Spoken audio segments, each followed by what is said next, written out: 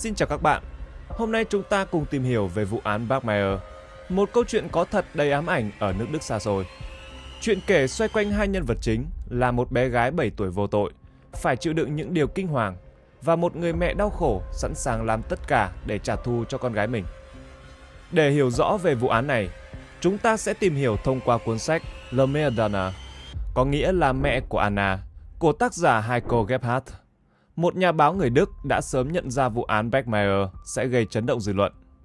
Ông đã theo dõi sát vụ án từ đầu đến cuối, phỏng vấn những người liên quan để tìm hiểu sự thật. Mọi chuyện sẽ diễn ra như thế nào? Hãy cùng tìm hiểu trong video ngày hôm nay. Các bạn đang theo dõi kênh Văn Tùng Siêu Kỳ Án và mình là Văn Tùng. Nếu các bạn cũng yêu phá án và những câu chuyện trinh thám hấp dẫn, hãy để lại một like cho video và một subscribe để ủng hộ cho Văn Tùng Siêu Kỳ Án. Còn bây giờ mời các bạn theo dõi câu chuyện ngày hôm nay nhé. Câu chuyện của chúng ta xảy ra ở thành phố Lübeck, phía bắc nước Đức. Thời điểm xảy ra vụ án là vào năm 1980. Khi ấy, nước Đức bị chia cắt làm hai sau chiến tranh thế giới thứ hai. Lübeck nằm ở phần Tây Đức, thuộc khối tự do. Sau này, do có quá nhiều người dân Đông Đức tìm cách chạy trốn sang Tây Đức, chính phủ Đông Đức đã buộc phải xây dựng bức tường Berlin để ngăn chặn dòng người di cư. Nhân vật đầu tiên là Marianne Bergmair, 29 tuổi, sống tại thành phố Lübeck. Cô sống cùng người chồng là Christian và con gái Anna. Marianne còn có những đứa con khác, nhưng do hoàn cảnh khó khăn trước đó, cô đã phải trao con cho người khác nuôi.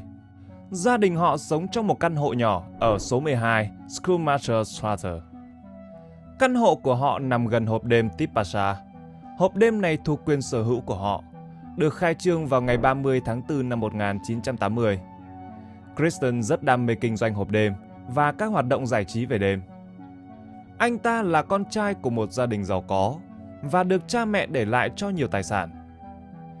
Kristen còn sở hữu một trang trại gần Kiel. Thế nhưng, gia đình anh không thích cuộc sống ở nông thôn nên đã quyết định quay trở lại thành phố.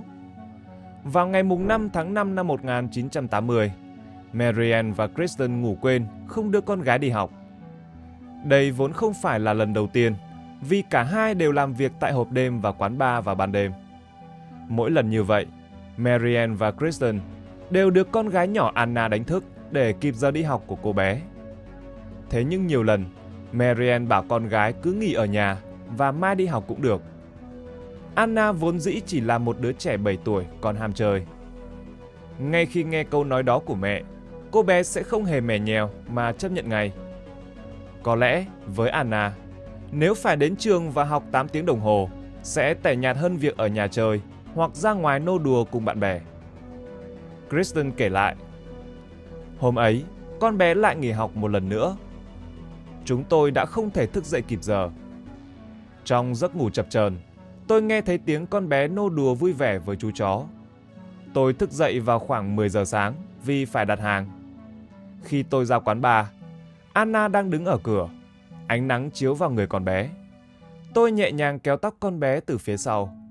Nó quay lại mà không hề ngạc nhiên. Con bé còn nói chào bố nữa.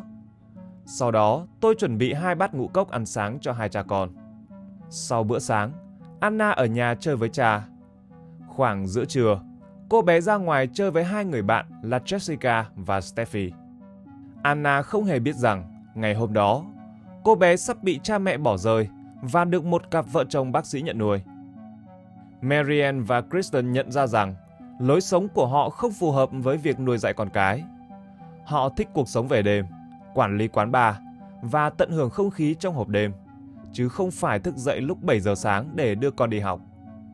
Vì vậy, họ quyết định giao Anna cho Greta và Yogi.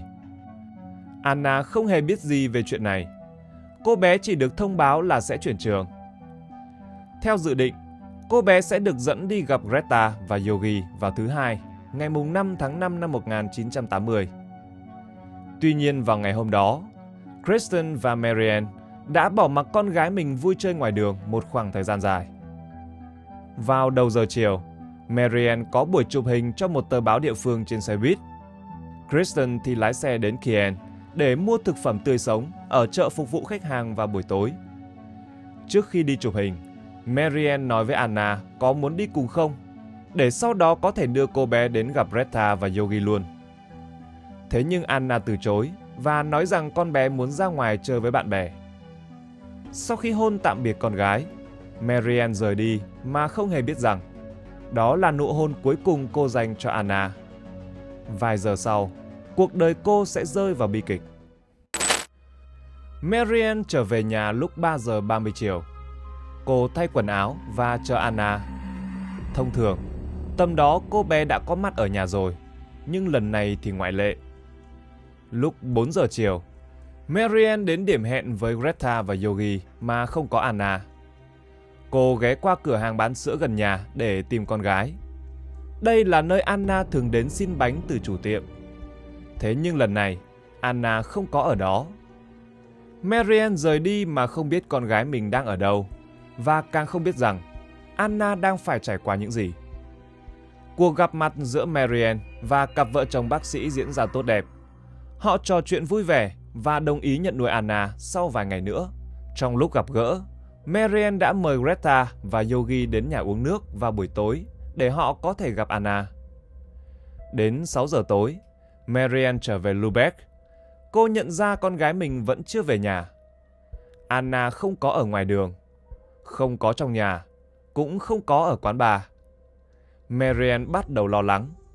Cô gọi điện cho bạn bè của Anna hỏi xem liệu con bé có đang ở cùng ai không. Tuy nhiên, không một ai nhìn thấy Anna trong suốt buổi chiều. Marianne tự nhủ có lẽ con bé đã đi chợ Kien cùng Kristen. Một lúc sau, đúng như lịch hẹn, Greta và Yogi đến nhà. Cả ba bắt đầu uống chút rượu khai vị để chúc mừng việc nhận con nuôi sắp tới. Gần 9 giờ tối, tức là đã hơn 6 tiếng trôi qua, kể từ lúc Marianne gặp con gái lần cuối, Anna vẫn chưa trở về. Thế nhưng họ vẫn chưa thực sự lo lắng. Tiếp đó, Kristen trở về với hàng hóa mua được ở chợ. Anh đã nán lại chợ đến tận tối muộn để chắc chắn mua được những món đồ ưng ý. Marianne hỏi Kristen rằng Anna có đi chợ cùng anh không? Kristen trả lời anh không gặp con bé từ trưa. Ngay lúc đó, tất cả mọi người đều tái mặt. Những người lớn cuối cùng cũng nhận ra rằng có chuyện chẳng lành đã xảy đến với cô bé. Kristen, Marianne và Greta chạy sang gõ cửa từng nhà hàng xóm và tìm kiếm Anna ở các sân chơi gần đó.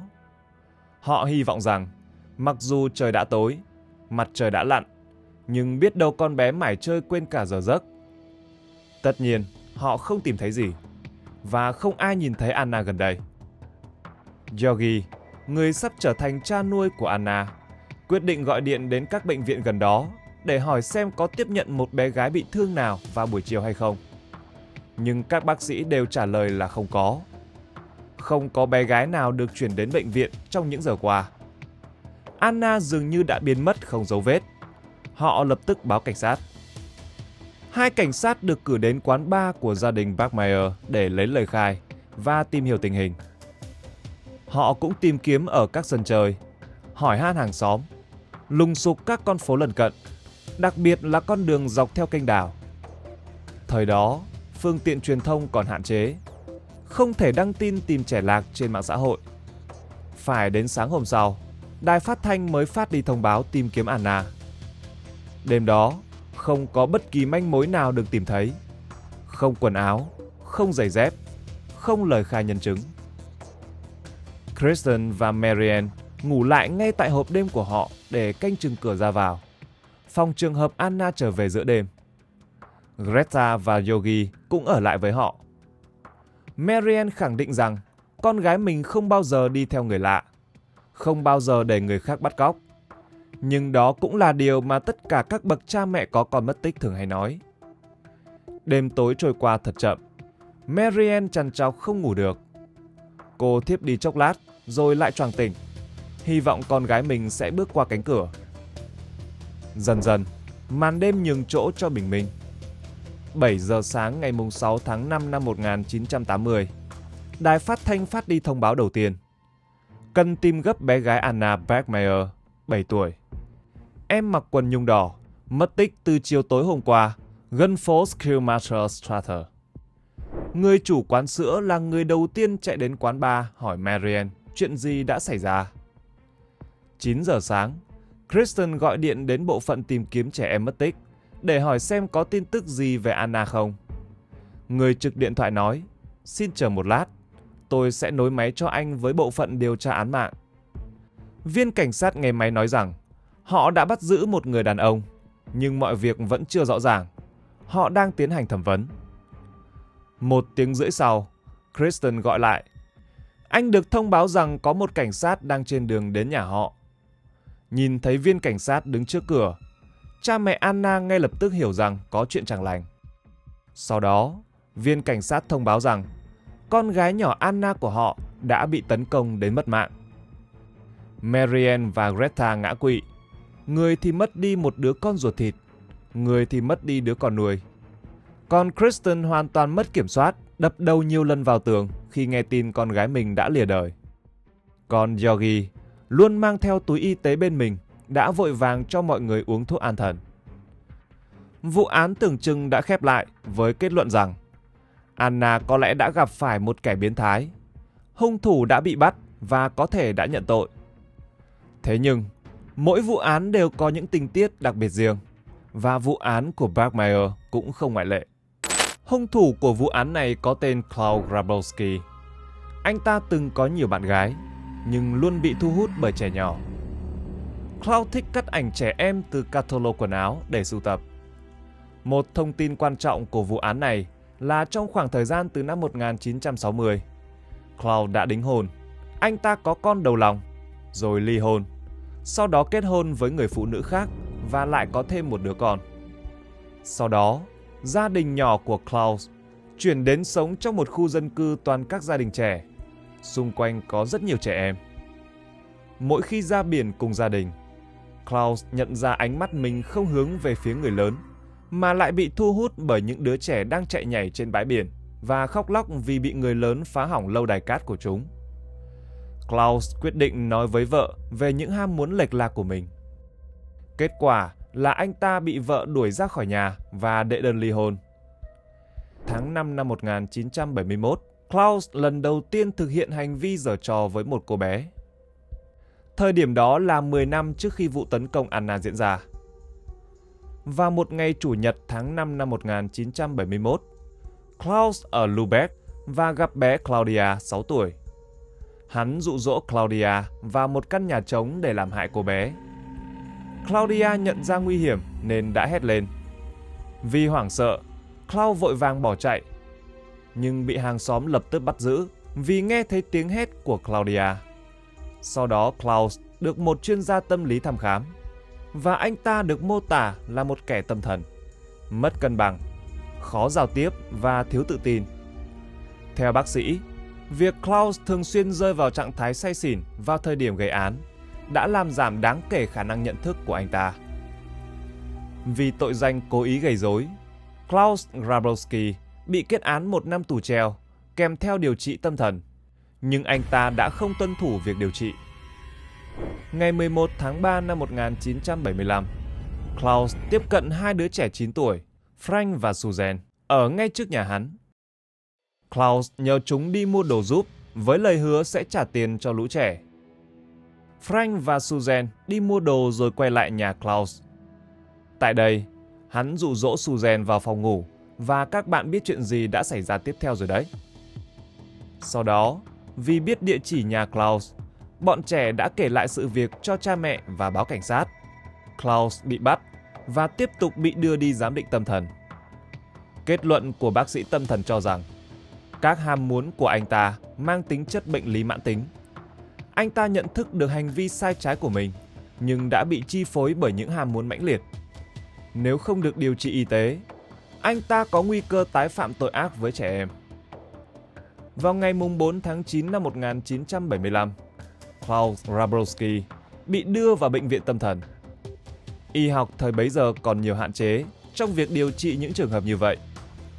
Klaus bị cho dùng thuốc an thần cả ngày để chứng minh với tòa án rằng hắn sẽ không tái phạm và được chữa khỏi.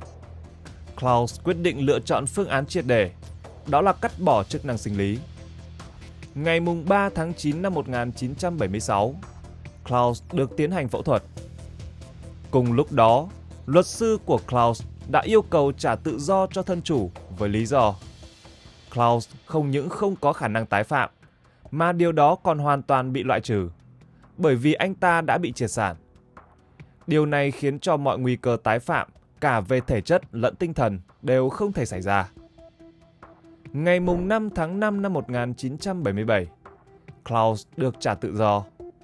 Sau khi ra khỏi bệnh viện tâm thần, Klaus đã gặp một người phụ nữ và họ sống chung với nhau tại ngôi nhà số 24, Wegnistrasse ở Lübeck, chỉ cách nhà Marianne và Kristen 150 mét.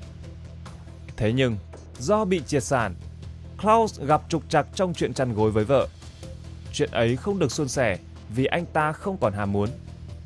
Tháng 1 năm 1978, Klaus đến gặp bác sĩ von der Burg và nói rằng anh ta bị suy giảm hormone sau khi cắt bỏ bộ phận sinh lý. Anh ta giải thích rằng mình đã phải phẫu thuật vì trước đây từng có hành vi khiếm nhã nơi công cộng. Vị bác sĩ đã không tìm hiểu thêm thông tin từ cảnh sát mà kê đơn thuốc bổ sung hormone cho Klaus để cải thiện tình hình. Trước đó, bác sĩ có gọi điện cho Eva Müller, người phụ trách hồ sơ của Klaus Grabowski. Thế nhưng bà ta cũng không thấy có vấn đề gì khi cho Klaus dùng hormone để cải thiện quan hệ vợ chồng. Thậm chí bà ta còn liên lạc với Klaus và dặn anh ta rằng nếu hormone làm bùng phát những ham muốn bệnh hoạn với trẻ em thì phải báo cáo ngay. Trớ trêu thay, Klaus bị triệt sản vì có tiền án. Giờ đây lại được điều trị hormone để phục hồi khả năng nam giới. Và điều phẫn nộ nhất là thẩm phán phụ trách hồ sơ của Klaus lại chỉ dặn rằng nếu hormone vô tình khiến hắn lại muốn giở trò với trẻ em thì chỉ phải báo cáo. Mỗi tuần, Klaus được tiêm hormone một lần và dần dần anh ta yêu cầu tăng liều. Vị bác sĩ tiếp tục đồng ý vì cho rằng cơ thể của anh ta dần quen với thuốc. Sau những mũi tiêm, Klaus lại bắt đầu dụ dỗ trẻ em đến nhà mình, nhưng thủ đoạn của hắn ngày càng kém hiệu quả. Và rồi đến ngày 5 tháng 5 năm 1980 định mệnh, hắn gặp Anna. Cô bé đã đồng ý theo hắn. Theo những tài liệu điều tra, vào khoảng 7 giờ sáng hôm đó, Klaus bị vợ đánh thức để đi làm. Đáng lẽ anh ta phải dậy từ khoảng 5 giờ, nhưng đã ngủ quên. Hai vợ chồng cùng nhau uống cà phê, rồi vợ Klaus đi làm trước. Hôm đó, Klaus dự định đến hiệu cầm đồ để bán chiếc tivi xách tay. Gần 9 giờ sáng, hắn đạp xe đến hiệu cầm đồ và nhận được 55 mark Đức, tương đương khoảng 30 đô la Mỹ. Klaus đến cửa hàng tạp hóa, mua một chai rượu vang trắng và uống hết khi về đến nhà. Sau khi uống cạn chai rượu, hắn mang số tiền ít ỏi còn lại đến quán rượu cách quán bar của gia đình Bergmeyer chỉ 30 mét. Quán rượu này do mẹ của bạn thân Anna, bà Tressin làm chủ. Hắn uống một ly bia rồi rời đi vào khoảng 2 rưỡi chiều. Bi kịch xảy ra ngày sau đó. Cùng lúc đó, Anna đến gặp bà Tressin và hỏi thăm bạn thân Christy của mình. Bà Tressin trả lời rằng chắc hẳn Christy đã tan học và có thể đang ở nhà, cách đó vài mét. Anna cảm ơn rồi tiếp tục đi và cô bé đã gặp Klaus. Hắn rủ rê cô bé về nhà mình đọc truyện tranh Asterix. Nhưng Anna nói rằng cô bé không thể đi được vì phải đến thăm bạn thân. Klaus nói với cô bé rằng Christy chưa về và thời gian di chuyển chỉ mất chút ít, nên chắc chắn Anna sẽ kịp đến nhà hắn đọc truyện trước khi cô bạn thân trở về. Tin lời Klaus, Anna đồng ý theo hắn ta vào căn hộ. Cái bẫy tử thần đã sập xuống. Những gì xảy ra tiếp theo đều là những gì Klaus đã khai báo với các điều tra viên. Nguyên nhân dẫn đến việc hắn ta bị bắt giữ nhanh chóng là do vợ hắn ta, Renate. Cô đã trở về nhà lúc 4 giờ 45 phút sau khi tan sở. Renate thuật lại: khi tôi mở cửa, hôn phu của tôi không phản ứng gì cả. Anh ta có vẻ thờ ơ. Anh ta không phản ứng gì lại với lời chào của tôi và cũng không nói gì khi tôi hỏi có chuyện gì. Trong khi tôi pha cà phê, anh ta đứng sau lưng tôi. Tôi quay lại, rồi anh ta ngã vào vòng tay tôi, òa khóc nức nở. Sau đó, anh ta trút bỏ bí mật và thú nhận với tôi rằng anh ta đã ra tay sát hại người khác Tuy nhiên, Klaus không nói rõ đã làm hại ai. Tôi vô cùng hoảng sợ. Anh ta hỏi tôi liên tục rằng liệu tôi có còn ở bên anh ta không và liệu tôi có thể tiếp tục sống với anh ta không. Klaus giải thích với tôi rằng anh ta đang trên đường đi chợ về thì bị một bé gái chặn lại ở hành lang tòa nhà. Sau đó, cô bé hỏi liệu rằng cháu có thể vào căn hộ cùng chú không. Klaus đồng ý và khi vào trong căn hộ, cô bé đã tống tiền anh ta, đòi tiền. Nếu không, cô bé sẽ nói với mẹ rằng anh ta đã giở trò với cô bé, điều mà theo Klaus là hoàn toàn bịa đặt. Khi tôi hỏi anh ta cô bé bây giờ đang ở đâu, anh ta chỉ cho tôi thấy bồn tắm được che phủ bởi áo khoác của anh ta. Klaus xin tôi đừng tới gần hay nói thêm gì cả. Đến 8 giờ tối, Renate bỏ chạy khỏi căn hộ. Cô đến nhà một người bạn tên Benoit và kể lại toàn bộ sự việc. Sau đó, cô được Benoit khuyên nên báo cảnh sát. Renate gọi cho taxi và đến nhà cha mẹ để lánh nạn. Đến 11 giờ đêm, thấy không có gì bất thường ở khu vực xung quanh. Benoit đến đồn cảnh sát và trình báo tất cả những gì Renate đã kể lại.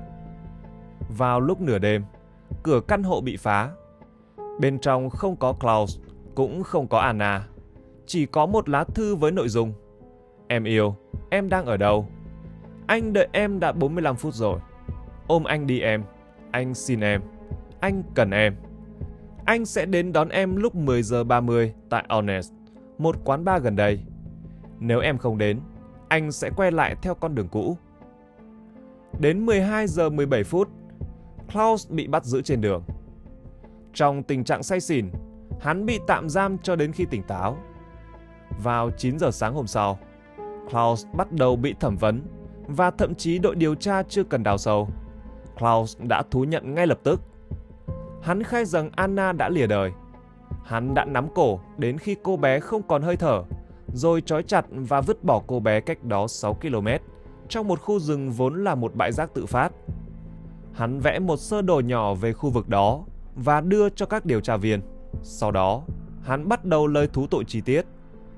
Sau khi cô bé vào căn hộ, tôi lại ngồi vào bàn và tiếp tục uống rượu vang từ chai đã mở. Tôi hỏi cô bé có muốn uống coca không. Cô bé nói có và tôi đưa cho cô bé một đồng mark để mua một chai ở cửa hàng đồ ăn nhanh bên cạnh tòa nhà. Cô bé quay lại vài phút sau với chai coca và bắt đầu chơi với những con mèo của tôi. Sau một lúc, cô bé nói nếu tôi đã cho cô bé một đồng mark thì tôi cũng có thể cho cô bé thêm 5 đồng. Tôi khá sốc trước yêu cầu đó và nói rằng tôi cũng cần tiền nên không thể cho cô bé thêm nữa. Sau đó, cô bé nói nếu không cho tiền, cô bé sẽ về nhà nói với cha mẹ rằng tôi đã đụng chạm cô bé, giống như cái cách mà chính cha của cô bé đã làm. Tôi dần cảm thấy hoảng loạn vì cô bé muốn rời khỏi căn hộ và nói với cha mẹ cô bé những điều bịa đặt đó, trong khi nó hoàn toàn sai sự thật. Tôi đã nghĩ rằng do những tiền án trước đây của tôi, nếu cô bé bị buộc tội, lời biện hộ của tôi sẽ không được tòa án xem xét nghiêm túc. Tôi cố gắng thuyết phục cô bé đừng nói dối, nhưng cô bé dọa sẽ hét lên. Nên tôi đứng dậy và ra phía sau quàng chiếc quần tất qua đầu cô bé và kéo thật chặt, cho đến khi không thấy cô bé có bất kỳ phản kháng nào. Trong lúc Klaus thú tội, thi thể của Anna được tìm thấy trong tư thế ngồi xổm, tay chân bị trói chặt tại một bãi rác hoang. Khuôn mặt cô bé tím bầm bởi những tác động mạnh khi cố gắng chống cự để giành giật sự sống.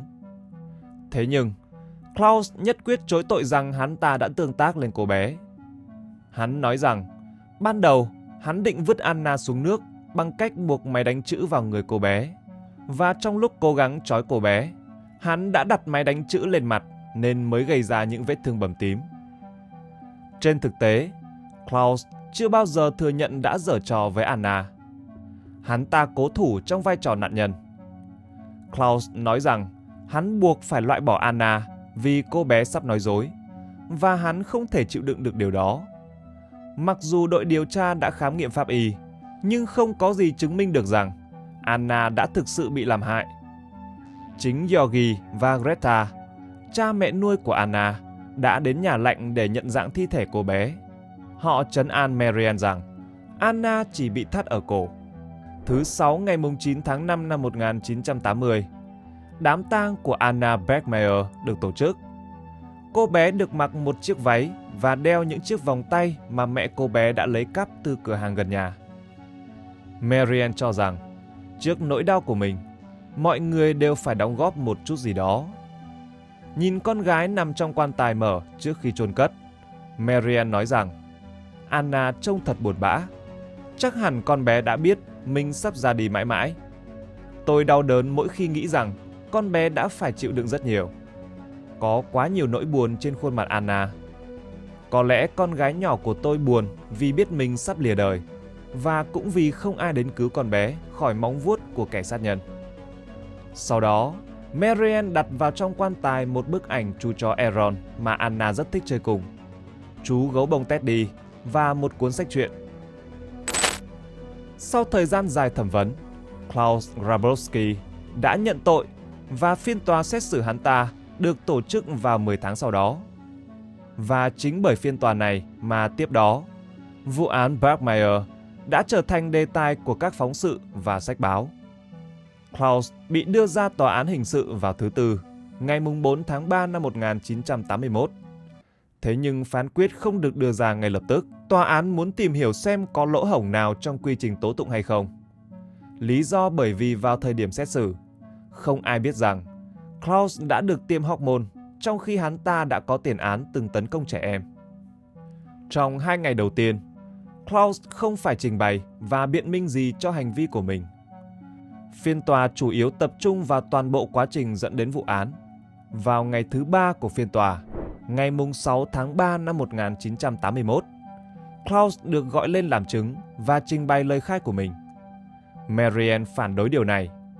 Cô không chấp nhận việc Klaus nói rằng con gái mình đã tống tiền hắn ta. Cô cũng không chấp nhận việc Anna đã thú nhận với hắn ta rằng Kristen, cha của cô bé, đã làm hại con gái mình. Trong cuốn sách Lemire Dana viết về vụ án, tác giả đã cho biết Marianne có một tuổi thơ đầy khó khăn. Mẹ cô ly thân với cha cô từ khi cô còn rất nhỏ vì ông nghiện rượu. Sau đó, bà đã tái hôn với một người đàn ông hung bạo, và người này đã đuổi Marianne ra khỏi nhà vì cô mang thai khi còn rất trẻ. Ông ta không muốn có một đứa cháu hoang trong nhà mình.